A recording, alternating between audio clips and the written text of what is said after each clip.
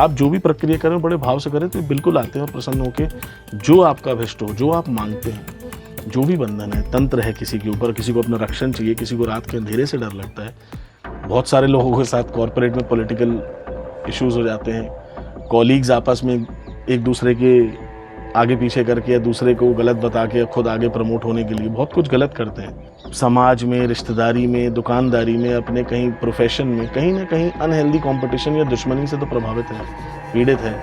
कुछ लोग तंत्र बाधाओं से भी पीड़ित होते हैं। तो भैरव देव के आवाहन बस से, क्योंकि भैरव वो शक्ति है कि उनका अगर एक तत्व, एक अंश भी किसी स्थान पे आ जाए तो जिस संकल्प से साधक बैठा है या जिस भाव से साधक बैठा है उसकी प्राप्ति ना हो, ये असंभव है। ये तीनों लोकों में किसी भी जगह कर लिया जाए, भैरव देव की शक्ति कहीं पे भी पहुंच सकती है और हर बाधा को काट सकती है।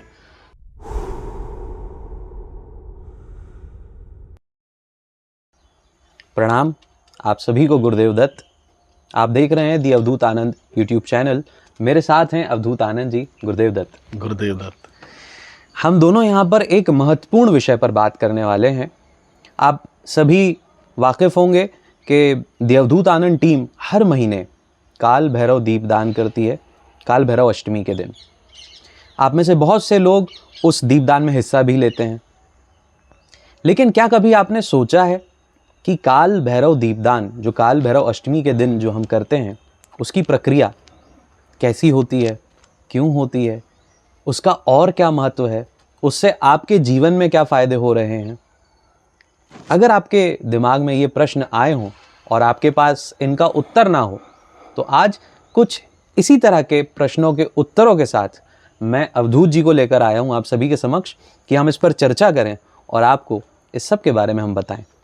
तो अवधूत जी, हम जो हर महीने काल भैरव अष्टमी के दिन काल भैरव दीपदान करते हैं, सबसे पहली तो ये जो दीपदान की जो प्रक्रिया है उस पर थोड़ा सा प्रकाश डालिए कि आखिर दीपदान क्यों किया जाता है। इसके पीछे शास्त्रीय मत बहुत प्राचीन सभ्यता चली आ रही है। हम सभी ने देखा होगा कि मंदिरों में दीपदान होता है। दीपावली के अंदर जो हम लोग दीपक जलाते हैं वो भी एक प्रकार का दीपदान है जी।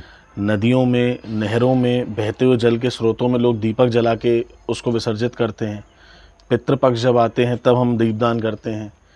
नाना प्रकार से दीपदान किए जाते हैं। दीप के इसके पीछे का साइंस ये है, इसके पीछे का विज्ञान ये है, दीप को ब्रह्म का स्वरूप माना जाता है। दीपक को हर क्रिया का, हर अवस्था का साक्षी माना जाता है। इसलिए सबसे पहले जब कोई भी साधक है, कोई भी व्यक्ति घर में पूजन करता है, कोई भक्त कोई भी अपना आराधना करता है, मंदिर में दीपक जलाता है, तो वो दीपक इसलिए जलाता है कि सबसे पहले जो सबसे साकार स्वरूप में ब्रह्म बैठा है सामने, वो अग्नि देवता, जो अग्नि की ज्योति बनती है उसमें, अग्निदेव की बात अलग है, लेकिन जो ज्योति स्वरूप है वो ब्रह्म है। इसलिए हम कहते हैं दीपक ज्योति ब्रह्म ज्योति, ब्रह्म की ज्योति है वो, और वो उस पूरी प्रक्रिया का साक्षी है। दूसरा, इस ज्योति के अंदर क्योंकि अग्नि तत्व है, अग्निदेव है, तो ये अग्नि देवता मनुष्य और देवताओं के बीच में, यानी मनुष्य से लेकर देवी देवता या अन्य जो अलग अलग स्तर पे उच्च स्तरीय शक्तियाँ हैं या फिर ईश्वर तक, इन दोनों के बीच में एक माध्यम है भोग को पहुंचाने का। जैसे हम हवन कुंड में अग्नि देवता का वाहन करके उनके माध्यम से ईश्वर तक भोग पहुंचाते हैं, और वेद भी यही कहता है और तंत्र भी यही कहता है कि फास्टेस्ट मीडियम है अग्निदेव, क्योंकि सभी देवी देवताओं के पुरोहित हैं। जैसे हम घर में पूजन करते हैं तो हमें एक पुरोहित चाहिए होता है, हम एक पंडित जी को बुलाते हैं, किसी साधक को बुलाते हैं, वो हमें वो ईश्वर के बीच में जो पूजन का एक प्रक्रिया है वो एक माध्यम है। वो आके वो आपके घर में सत्यनारायण की कथा कराएंगे, या आपके घर में कोई शादी ब्याह है या कोई कार्यक्रम है तो उसमें पूजन कराते हैं, और वो उस प्रक्रिया को आपके जो नियमावली के अनुसार, जो भी आपके नियम के अनुसार जो भी भोग हैं, आप वस्त्र चढ़ाते हैं, अन्न चढ़ाते हैं, पंचोपचार पूजन करते हैं, षोडशोपचार पूजन करते हैं, जो भी आपका भाव है या उसके पीछे जो भी आपके उद्देश्य हैं, उस प्रक्रिया को पूरा करने के लिए एक माध्यम है। इसी प्रकार मनुष्यों के पुरोहित, जैसे हमारे ब्राह्मण होते हैं, जो भी पुरोहित होते हैं, वैसे ही देवताओं के जो पुरोहित हैं वो अग्निदेव हैं। तो ये दीपदान की जो प्रक्रिया का विज्ञान है वो ये है। इसके साथ साथ एक तंत्र के अंदर जो अलग इसका विचारधारा, एक और मत है, वो भी आप लोग के साथ शेयर करना चाहता हूँ।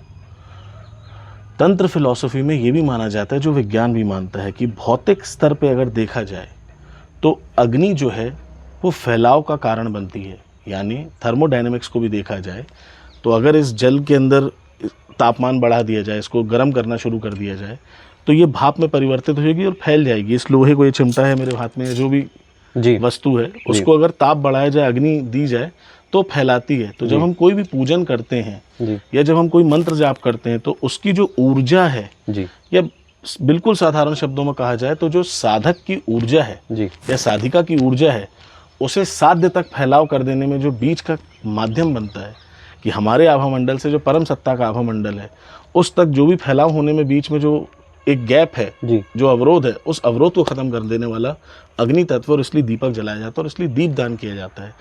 दीपदान के माध्यम से साधक अपने मंत्र का, अपनी भक्ति का, अपने तप का, अपने योग का, अपने ध्यान का, अपने किसी भी भाव का जो भोग है, उसको ऊर्जा के रूप में समर्पित करके जब दीपदान करता है, तो वो शक्ति, पराशक्ति तक पहुंचता है, जिस शक्ति के निमित्त दीपदान किया गया है। अच्छा, वैसे तो हम काल भैरव दीपदान की बात करने वाले हैं, लेकिन हम चूंकि जबलपुर में रहते हैं और यहाँ पर नर्मदा नदी जी में लोग जाते हैं और वहाँ पर पहुँचकर दीपदान करते हैं, क्या उस पर भी हम चर्चा कर सकते हैं? बिल्कुल कर सकते हैं। भगवती नर्मदा के तट हों या फिर माँ गंगा, यमुना, सरस्वती, जितनी भी हमारी नदियाँ हैं भारत में, जिनके नाम फेमस हैं, जिनके नाम फेमस नहीं भी हैं, नदियाँ सभी मातृ स्वरूप हैं, ये मातृकाएँ हैं, ये भगवती का साक्षात भौतिक संसार में जो स्वरूप दिखाती हैं हमें, ये नदियाँ हैं। और सभी नदियों में या बहते हुए जल के स्रोत में, नहर में दीपदान किया जाता है। जल तत्व में दीपदान ज़्यादातर व्यक्ति के जो पितृगण हैं या उसके जो घर के अंदर बैठे हुए जो उसके देवी देवता हैं, कुल देवता हैं, स्थान देवता हैं, ग्राम देवता हैं, क्षेत्रपाल हैं, या जो उनके घर में बैठी हुई कुल देवी हैं, भगवती हैं, ये उन तक तृप्ति पहुंचाने का एक माध्यम होता है ज़्यादातर जब जल तत्व में, नदी में जब हम विसर्जन करते हैं। हालांकि ये इसका वैज्ञानिक भाव है या इसके पीछे का विज्ञान है। आजकल ज़्यादातर जो दीपदान हो रहा है वो भाव के चलते हो रहा है, भक्ति में लोग करते हैं। जैसे माँ भगवती की उपासना पूजा करनी है तो जनरली आरती करके नर्मदा जी के किनारे रखने का पहले मैंने बचपन में देखा जो कल्चर था, पर अब वो भाव है लोगों का और हर कोई आरती करने के बाद मैया में विसर्जित कर देते हैं।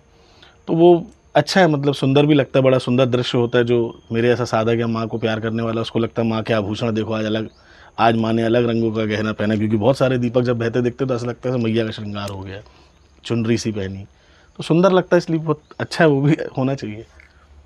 तो वापस आते हैं अब काल भैरव दीपदान पर जी, जो हम हर महीने, जो काल भैरव अष्टमी होती है, कल मैंने किसी से जिक्र किया था कि हम इस काल भैरव अष्टमी के दिन हम दीपदान करने वाले हैं, काल भैरव दीप पूजन होगा जी। तो उस व्यक्ति ने बड़े आश्चर्यचकित भाव से कहा कि वो तो 3 महीने बाद है। तो मैंने उन्हें कहा कि हम कृष्ण पक्ष की जो अष्टमी होती है, हम उसे काल अष्टमी के तौर पर मनाते हैं। तो ये जो विधान है, हर महीने जो कृष्ण पक्ष की अष्टमी है, इस दिन हम काल भैरव दीपदान कर सकते हैं। थोड़ा इसके पीछे का जो रहस्य है वो बताएं। भैरव को जब हम काल भैरव कह रहे हैं जी, तो ये बात समझनी बहुत ज़्यादा ज़रूरी है कि भैरव शब्द का मतलब जो भय को हरने वाला है, जो भय मुक्त करने वाला है, जो भीषण है, जो भयंकर है, जी, जो प्रलयंकारी है, जो संहार का देवता है। जब हम काल भैरव शब्द समझते हैं तो इसमें काल का अधिपति, काल जिसके भय से डरे, वो है काल भैरव। इसीलिए हर कालखंड का अपना एक काल भैरव है और हर कालखंड की अपनी एक काली है। जैसे हर महीने में कृष्ण पक्ष की अष्टमी आती है और शुक्ल पक्ष की अष्टमी आती है, तो ये जो पूरा हमारा एक 28-29 दिन का जो हमारा एक महीना बनता है, इस पूरे एक सर्कल का एक दिन ऐसा होता है कृष्ण पक्ष की अष्टमी, जिसमें इस पूरे सर्कल का बंधन होता है। या कोई अगर इसको रक्षक भाव में देखा जाए, क्योंकि भैरव रक्षक भी है, तो रक्षक भाव में अगर किसी नकारात्मकता से बचाना है तो पूरे काल खंड का बंधन होता है। और अगर इसे रक्षक भाव के अलावा अगर आप किसी नकारात्मक शक्ति से विध्वंस करने के लिए अगर आप चाहते हैं कि कोई नकारात्मकता आपके साथ है, जीवन में किसी बाधा से उलझे हुए हैं, आप परेशानी में हैं, और आप चाहते हैं कि भैरव की शक्ति आके भैरव देव की जो प्रलयंकारी ऊर्जा है वो आपके जो जीवन की बाधा है उसको कष्ट को निवारण करे, उसे काटे, विध्वंस मचा दे आपकी बाधाओं के बीच में, तो वो इस पूरी प्रक्रिया को, इस कालखंड को, जितनी आपकी बाधाएं हैं उससे काटने का भी काम करेगी। इसलिए ये एक तिथि महान मानी गई है कृष्ण पक्ष की अष्टमी, जिस दिन भगवान काल भैरव के स्वरूप का पूजन होता है। किसी भी प्रकार, हम तो दीपदान करते हैं, पर किसी भी प्रकार का भैरव बाबा का साधना हो, उपासना हो, पूजन हो, कृष्ण पक्ष की अष्टमी उनकी साधना, उपासना, पूजा के लिए एक बहुत अच्छी तिथि, बहुत अच्छा दिन है, इसलिए करते हैं। और हम इसी काल अष्टमी को जो दीपदान करते हैं काल भैरव जी के लिए, काल भैरव के नाम से, ये क्यों करते हैं हम? ये पहले तो मैं पब्लिकली, सामूहिक तौर पे, जैसे अब कुछ महीनों से आप लोग भी देखते होंगे, हम लोग वीडियो शेयर करते हैं अपने प्लेटफॉर्म पे, यूट्यूब या इंस्टाग्राम, जहाँ पे भी 6-7 महीनों से तो हम लोग सामूहिक रूप से कर रहे हैं। पर जनरली इसकी शुरुआत मैंने करी थी पर्सनल, अपने तंत्र को समझने के लिए, अपनी जो प्रॉब्लम्स थी उनको हैंडल करने के लिए। बहुत समय पहले भैरव देव को लेके जब कोई भी साधक या साधिका जब तंत्र मार्ग में आते हैं, तो भैरव और भगवती जो हैं, महाकाली जो हैं, ये तंत्र के अधिष्ठात्री, मतलब माता पिता हैं। तो इनके प्रति जिज्ञासा तो होती है। तो मन में भाव आता है कि बहुत ज़्यादा कठिनाई है, बहुत ज़्यादा उग्रता बताई गई है, कुछ थोड़ा डर भी होता है कहीं गलती ना हो जाए। अब इनकी साधना भी बिना दीक्षा के व्यक्ति नहीं कर सकता, या कोई बहुत ज़्यादा मंत्र जाप भी नहीं कर सकता, करने भी नहीं चाहिए। जिनके कुल देवता हैं उनकी बात अलग, पर जैसे मेरे कुल देवता नहीं है, मेरा उनके साथ जीवन में बचपन से कोई ऐसा जुड़ाव नहीं था, या कोई भाव नहीं था, तो समझने के लिए थोड़ा सा एक भाव रहता था, रोकता था। हवन नहीं कर सकते क्योंकि बहुत टेक्निकल है, उनका बलिदान देना होता है, और सात्विक भाव का कैसे करना है, ज़्यादातर इंटरनेट या सोशल मीडिया पे जो मिलता भी है कंटेंट, तो वो सब चमत्कारी है, जो चमक दिखाने वाला है, वो तामसिक भाव को ही ज़्यादा प्रमोट करते हैं। तो थोड़ा सा मेरे लिए प्रॉब्लम था कि मैं किस विधि से भैरव देव से जुड़ूं, क्योंकि मेरे को मेरे गुरु, तंत्र का गुरु मेरा भैरव महाराज जो स्वरूप था। तो एक जिज्ञासा थी बहुत पहले। तो वहाँ पे कुछ इंटरनेट ब्लॉग्स के माध्यम से मुझे इस प्रक्रिया के बारे में पता चला। दिल्ली में किलकारी भैरव मंदिर है, पुराने किला के अंदर, तो वहाँ पे मैं जाता था। शनिवार को वहाँ पे दरबार वगैरह लगता है, अच्छा, शनिवार रविवार काफ़ी भीड़ होती है वहाँ पे। तो वहाँ पे भैरव बाबा के साधक, वो जो दादा थे, उनसे मैंने पूछा, मैंने कहा कि मैंने ऐसी जानकारी प्राप्त करी है कि भगवान अष्ट भैरव का ध्यान करते हुए अष्ट दीपक लगा के 8 स्थानों पे उनके नाम से जो भी आप भोग रखना चाहते हैं, जैसे भैरव बाबा को सात्विक रूप में दही बोल रहा हूँ, दाल के बड़े बहुत पसंद है, इमरती बहुत पसंद है, इमरती जी, जलेबी पसंद है उनको, आप लड्डू, पेड़ा, चने के या रोट जो बनता है वो उनको बहुत पसंद है जी। साथ में उनको कारण चढ़ती, तो आप सात्विक या तामसिक जो भी कारण, या जो तामसिक पूजन करते हैं, जैसे बकरे की कलेजी उनको चढ़ती है तामसिक भाव में, वो उनको अति प्रिय है। या जो छोटी फ्रेश वाटर फिश होती है, जो भी अपने आसपास के पोखर वगैरह मिल जाए, ये सब कुछ वस्तुएं हैं जो उनको भोग में पसंद है। तो वो अष्ट स्थान पे आप बैठा के और भैरव देवता के नाम से आप यंत्राकार दीपों की संरचना करें। ये 27 हो सकते हैं, 54 हो सकते हैं, 108 हो सकते हैं जी। इस विधा से नाना प्रकार के अलग अलग दीपों की संरचना करके यंत्राकार बना के मध्य में भगवान, मुख्य तौर पे जो देवता, जैसे जब हम सात्विक करते हैं तो मुख्य तौर पे बटुक भैरव और माँ भगवती को बैठाते हैं, जो माँ और बेटे के स्वरूप में वो भोग, वहाँ बीच में जो मुख्य दीपक लगता है वो साथ में रहते हैं। आगे हम 2 स्थान उसमें बनाते हैं जो गणेश और गुरु के नाम से रहता है, जो मुख्य 2 दीपक और उनके भोग रखते हैं जी। और इसके मध्य में आगे अष्ट भैरव हैं। इस यंत्र के मध्य में आप अगर सात्विक है तो बटुक भैरव और माँ काली, माँ बेटा, और अगर तामसिक भाव का पूजन है तो यहाँ पे महाकाल भैरव या जो काल भैरव हैं, और काल उनकी जो भैरवी हैं, काली हैं, ये जो पति पत्नी के स्वरूप में, जिसको हम कहेंगे आसान भाषा में जी, कि वर वधू के स्वरूप में मध्य में आसीन होते हैं और वो इस भोग को प्राप्त करते हैं। इसको जब आप संरचना कर रहे हैं तो दिशाओं का ध्यान रखना बहुत ज़रूरी है। अगर आप शिवालय या किसी भैरव बाबा के मंदिर में कर रहे हैं तो प्रतिमा के सम्मुख यंत्र बनाना चाहिए। अदरवाइज़ इसको रात में आप पूर्वाभिमुख, अगर दिन में कर रहे हैं तो पूर्वाभिमुख बनाएं, सूर्यास्त के बाद कर रहे हैं तो उत्तराभिमुख यंत्र को बनाएं और पूजन करें। इस विधा, मतलब पूरी टेक्निकलिटीज़ मैंने उनसे डिस्कस करी कि मैंने ये सब ऐसा समझा है और क्या मैं इसको ऐसा कर सकता हूँ। तो उन्होंने बोला कि हाँ कर सकते हैं। उन्होंने मुझे भैरव बाबा के कुछ मंत्र वगैरह दिए थे, पहले ही दिए हुए थे उससे। तो उन्होंने कहा कि इसका भी जप करें, और 108 जैसे आप बना रहे हैं या आप 54 बना रहे हैं तो उसमें आप उस समय निरंतर, अगर संख्या रखने का मन हो तो आप एक माला जप कर लें। अदरवाइज़ उस प्रक्रिया में आप एक माला से ज़्यादा जितना भी हो, आप निरंतर मंत्र जाप करते रहें और वो दीप जल प्रज्वलित करते रहें। और भाव यही है कि जो आप जिस उद्देश्य से भैरव बाबा को आपने आज यहाँ आवाहन करा है और किस बाधा के लिए, किस पीड़ा के लिए, आपने किस आध्यात्मिक उन्नति या किस संशय के लिए, जो भी, क्योंकि भय मुक्त करने वाले हैं, बंधनों को तोड़ने वाले हैं, किसी भी परेशानी को हटाने वाले हैं, तो जो भी बाधा है, जो भी बंधन है, उनको वहाँ बताएं और उससे मुक्ति के लिए आप उनसे प्रार्थना करें, तो वो आपका भोग जरूर आके स्वीकार करते हैं। सबसे अच्छी बात, ये सबसे आसान प्रक्रिया है, ये घर पे भी की जा सकती है। घर पे उग्र भाव की ना करी जाए, सात्विक करी जाए। किंतु मेरे ऐसा आसान साधक जो जॉब कर रहा था उस ज़माने में और कम समय होता था, तो मेरे लिए बड़ा आसान था भैरव बाबा के इस तंत्र से, इस पूजन की प्रक्रिया से जुड़ना। तो मैं कभी कभार कर लेता था, इतने जैसे आप अब हम लोग करते हैं, अब तो पूरी टीम मिलकर करती है तो बहुत अच्छे से हो जाता है। पहले बहुत छोटे स्तर पे करता था मैं।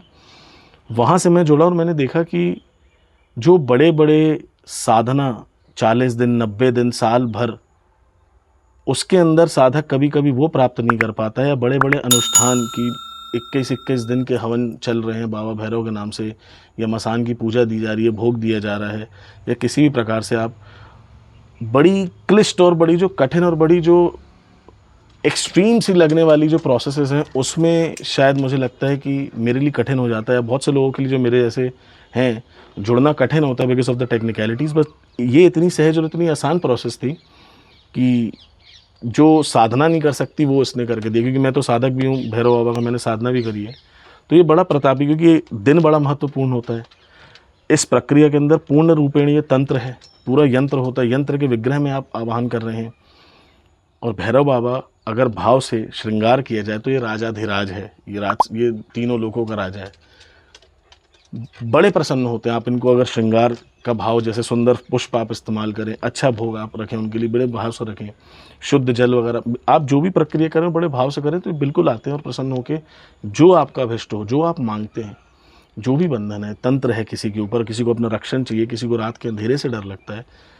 और जिस चीज़ के लिए ज़्यादातर फेमस है भैरव बाबा वो है कि कोर्ट केस वगैरह, या किसी के साथ भी जीवन में अगर अन्याय हो रहा है, बहुत सारे लोगों के साथ कॉरपोरेट में पॉलिटिकल इश्यूज़ हो जाते हैं, कॉलीग्स आपस में एक दूसरे के आगे पीछे करके या दूसरे को गलत बता के खुद आगे प्रमोट होने के लिए बहुत कुछ गलत करते हैं।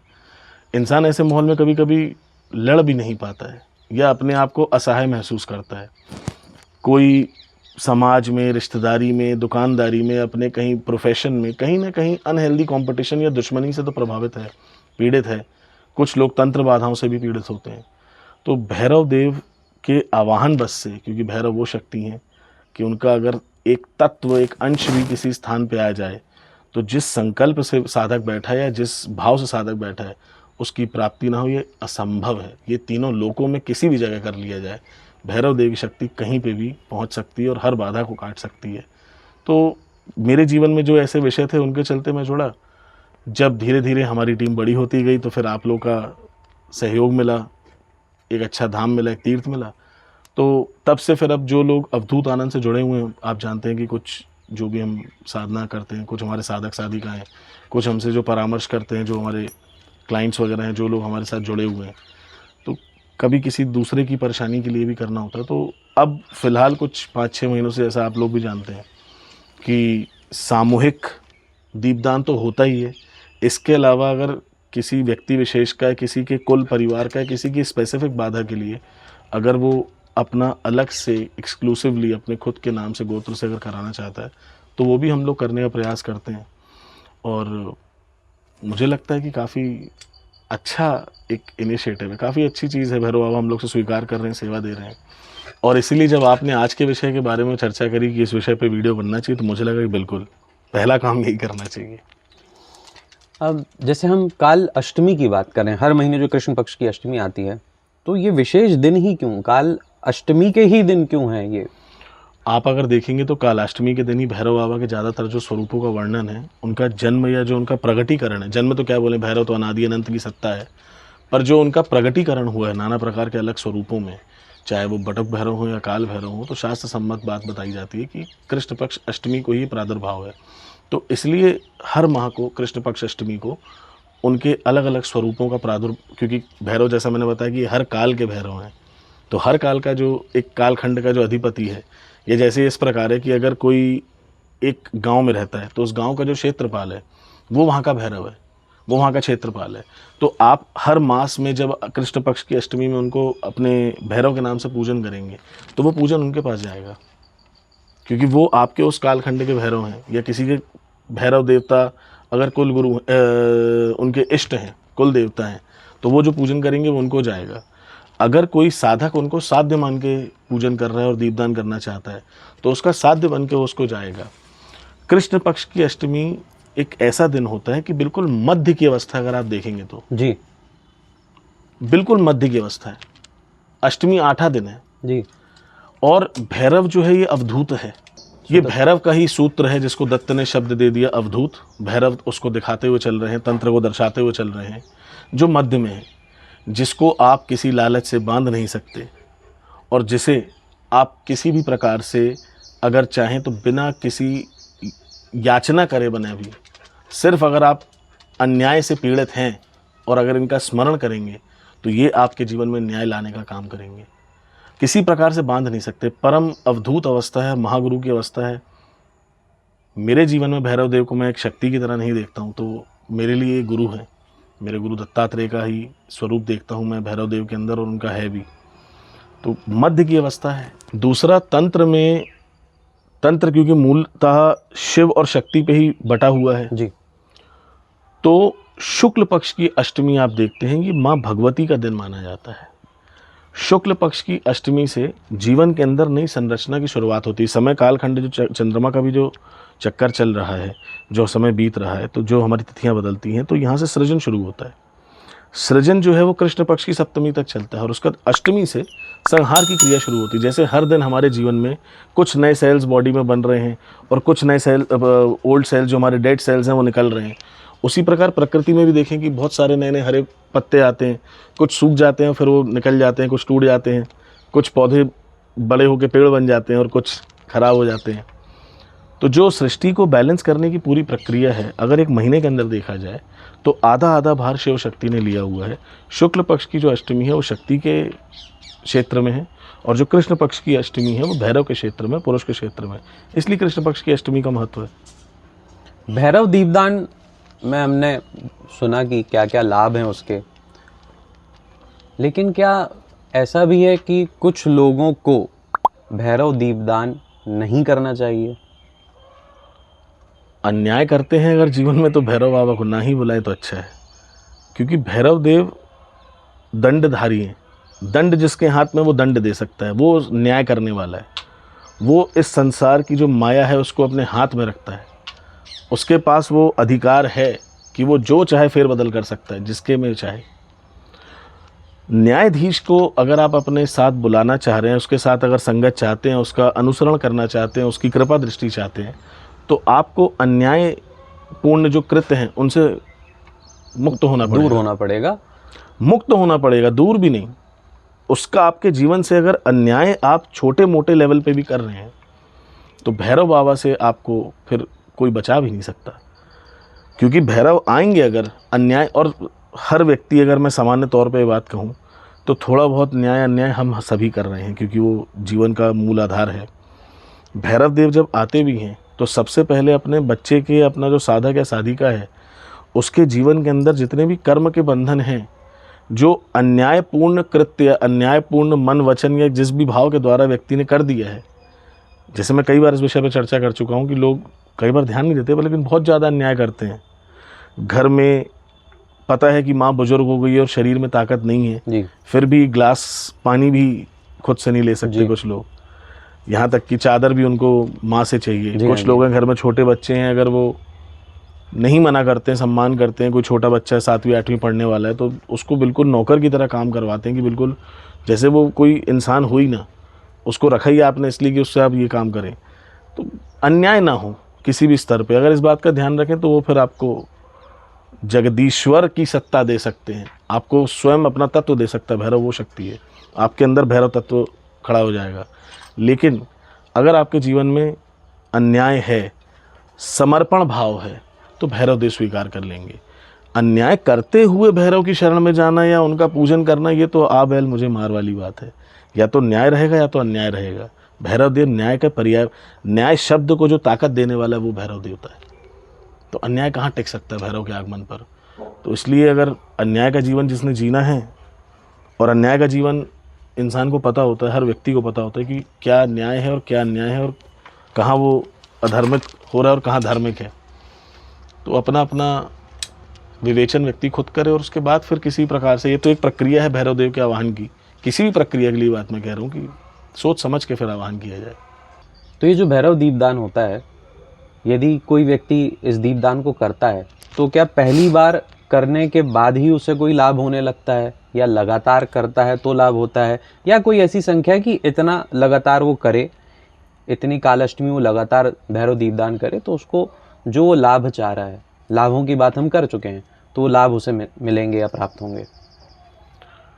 हर व्यक्ति का अपना अलग भाव रहता है, उसके हिसाब से। देखिए, मैं ऐसा मानता हूँ कि जिसको भैरव पे भरोसा है वो यथाशक्ति जितना उसके अंदर बल है वो अपनी शक्ति के अनुसार एक संकल्प करे कि बाबा मैं 5 महीने की सेवा लेना चाहता हूँ, मैं 5 महीने आपका भोग करूँगा, या बाबा मैं 9 महीने लेना चाहता हूँ।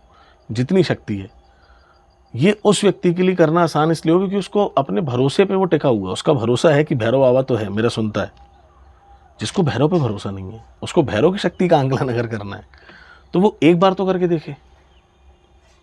आप एक बार करके आजमा के देखें कि कहीं कुछ अगर प्रक्रिया करी जाए या उसमें अगर अपना भाव और भरोसा समर्पण रखा जाए तो क्या जो भैरव देवता जिसको हम लोग सब कुछ मानते हैं, जो राजाधिराज है, जो हम लोग तंत्र मार्गी किसी भी साधक का पिता है भैरव, तो वो पिता बोला ही इसलिए जा रहा है क्योंकि कहीं ना कहीं वो साधकों ने या साधिकाओं ने वो फील किया होगा कि कहीं अगर हमारे जीवन में पिता की भाव की कहीं रिक्तता आ रही है, कहीं पिता नहीं खड़े हो पा रहे, तो वहाँ कोई खड़ा है। और ये बहुत बड़ी बात है, पिता का भाव होना। अगर आपको लगे कि कहीं कोई आपको एक बार करने से आपके जीवन में कोई पॉजिटिव ट्रांसफॉर्मेशन आ रहा है, कहीं आपके बंधन हट रहे हैं, लाइफ के अंदर जो आपकी समस्याएं थी वो सॉल्व हो रही हैं, आपको एक उम्मीद दिख रही है, तो आप एक बार का भाव रख के बोलें कि मैं तो सिर्फ आपका देखना चाहता हूँ, आपको अगर मुझे जोड़ना है तो मैं वो आपको दे रहा हूँ, एक बार करें। लेकिन ये तो कि मैं जो व्यक्ति के आधार पे कह रहा हूँ जिसका जैसा भाव है।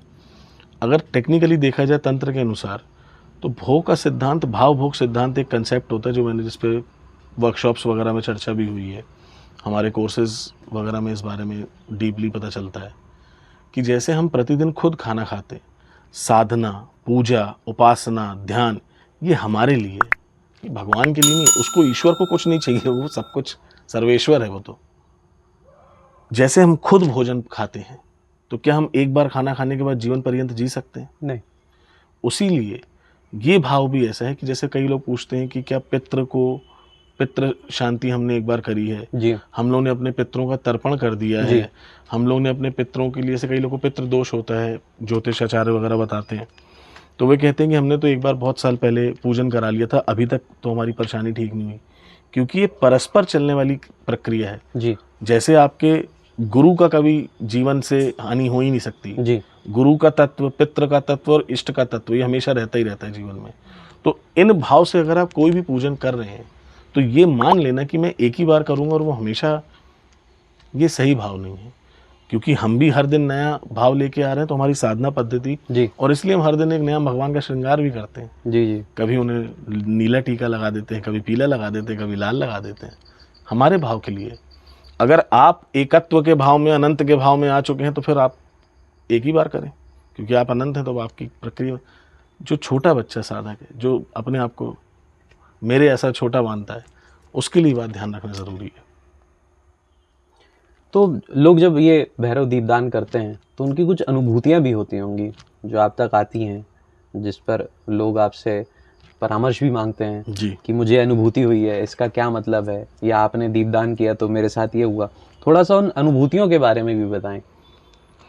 जैसे आपको मैं अपनी एक अनुभूति बताता हूँ, दूसरों की क्या मैं आपको अपनी बताता हूँ कि हमारा एक, जिस घर में मैं पला बड़ा हूँ जी, उस घर के अंदर काफ़ी पुराना घर था, और मैं जब बाहर घर छोड़ के मैं जब बाहर रहने लग गया जॉब करने के उद्देश्य से, तो कुछ समय बाद हम लोग को ऐसा लगा कि वो घर हमें बेच देना चाहिए और कुछ दूसरी प्रॉपर्टी लेनी चाहिए, घर एक दूसरा बनाना चाहिए।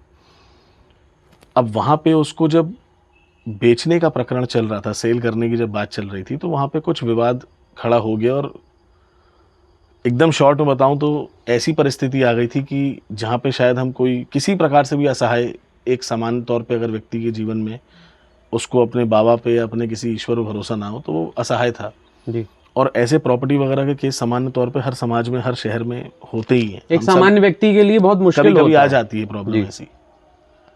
तो मुझे लगा कि अब मैं करूं तो करूं क्या। मैं क्योंकि उस समय जबलपुर में नहीं रहता था, मैं बाहर रहता था, गुड़गांव में रहता था तब मैं, तो मेरा मंदिर पूजन का सामान सब कुछ मेरा वहीं था। मैं जबलपुर में आया हुआ हूँ, यहाँ प्रॉब्लम सामने फेस कर रहा हूँ और मैं इस टाइप की परेशानी में था कि मेरी प्रॉपर्टी को कोई बिकने नहीं दे रहा है। किसी से बात हो रही तो उसको प्रॉब्लम क्रिएट कर रहा है, फिर उससे हट के किसी और से अगर कहीं बात हो रही तो वहाँ सामने वाला चाहता ही नहीं है, बिल्कुल अगेंस्ट है आपके, बिल्कुल खड़े ही आपकी सीमा, आपकी जो संपत्ति है उसको बिल्कुल हड़पने के लिए आ गया है। तो मैं निराश ना होते हुए कुछ मैंने पुष्प वगैरह लिए, कुछ सामग्री छोटी मोटी जो थोड़ी बहुत ही ले सका, और जो मैंने पूरी प्रक्रिया बताई, मैंने इतनी प्रक्रिया भी नहीं करी। मैंने चुपचाप 8 दीपक जलाए। एक शिवालय मेरे घर के पास था यहाँ पे, जो आप लोग को पता होगा, जो जबलपुर में रहने वाले हैं, ये जो शारदा माता का मंदिर है अपने सेमेट्री के बाजू में, जी जी जी। गोरा बाजार से बिलहरी की तरफ जब जाते हैं तो वहीं पे शिवालय में 8 दीपक मैंने जलाए। 8 मैंने स्थान दिए भोग के, और भैरव बाबा से मैंने छोटा सा बिल्कुल सबसे छोटा जो दीपदान किया जा सकता था उस अवस्था में मैंने किया। और वहाँ से जब मैं अगले दिन, मतलब ये मैंने शाम को रात के समय प्रक्रिया करी, और फिर अगले दिन जब मैं सामने जो व्यक्ति विशेष से बात करनी थी या जो भी प्रॉब्लम क्रिएट कर रहा था उससे मैंने फेस टू फेस बात करी, और हार्डली 20-25 मिनट का डिस्कशन हुआ। वो सारे हमारे टर्म्स पे अग्री हो गया। उसके नेक्स्ट डे मेरे को पेमेंट आ गई, जितना भी हमारी संपत्ति, जो भी टोटल अमाउंट था वो पूरा हमने एडवांस उससे बोला और उसने दिया। उसके बाद फिर 3-4 दिन में रजिस्ट्री हो गई। थोड़े समय बाद हमने घर खाली कर दिया।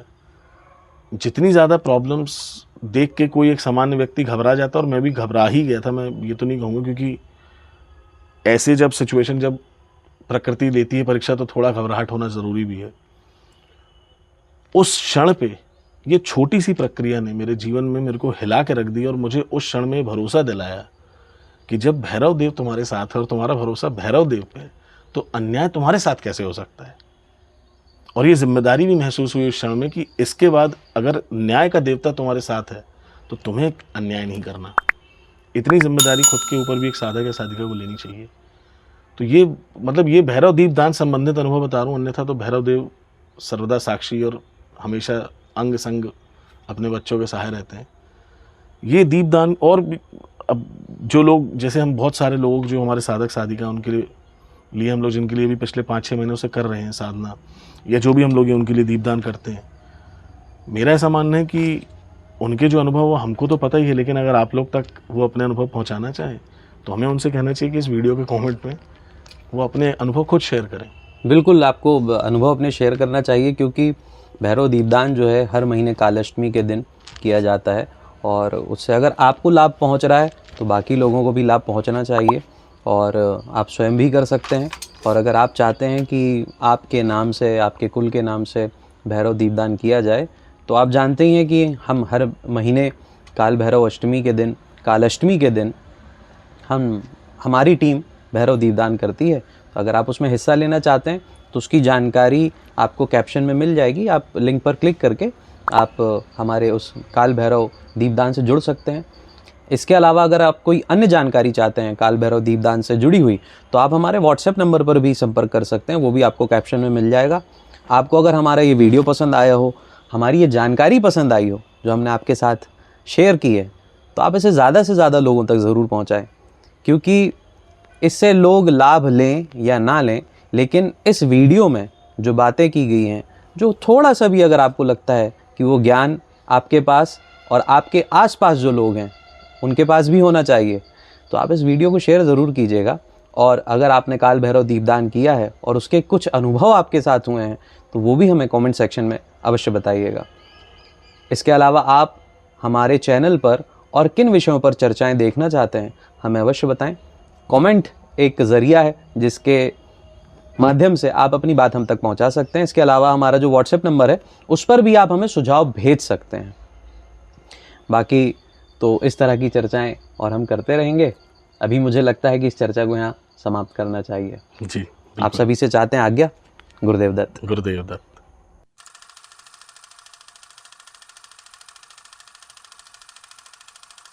थे दादाजी थे, वो सेवक कर हनुमान भैरव बाबा के सेवक थे, तो उनसे मैंने चर्चा करी। मैंने कहा मैंने ऐसा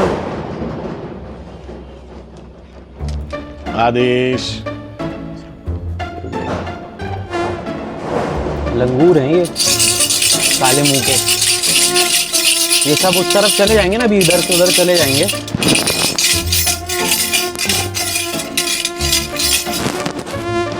बहुत तेज मच्छर काटा कान में मेरे को, बहुत अरे तेज। यार उस तरफ ही रख लो भैया। नहीं नहीं बुझ गओ आर जा तू। नहीं नहीं, जल रही हो, जल रही हो। कैसे डरा रहे हो यार।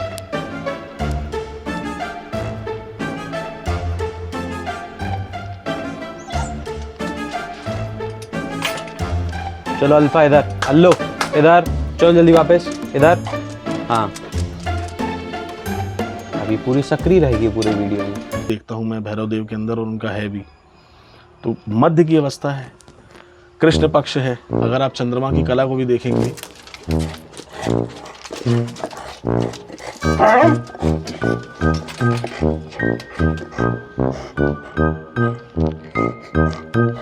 गई गई गई गई, पहुंच गई जहां जाना था उसको, निकल गई। तुम्हारी आंखों से ओझल हुई कि नहीं हुई?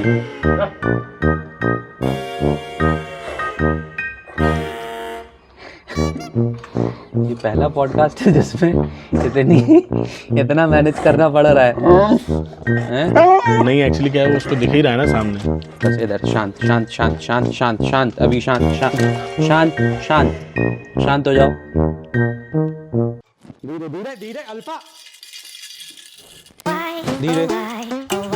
दोनों ने किया ऐसा मुझ पर, याद रहा तू भूल गई, मैंने तेरे लिए जग छोड़ा, तू मुझको छोड़ चली।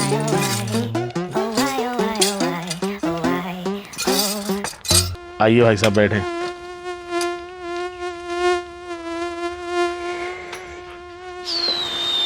कृष्ण पक्ष की अष्टमी के बारे में और अच्छा बताता हूँ, चलो।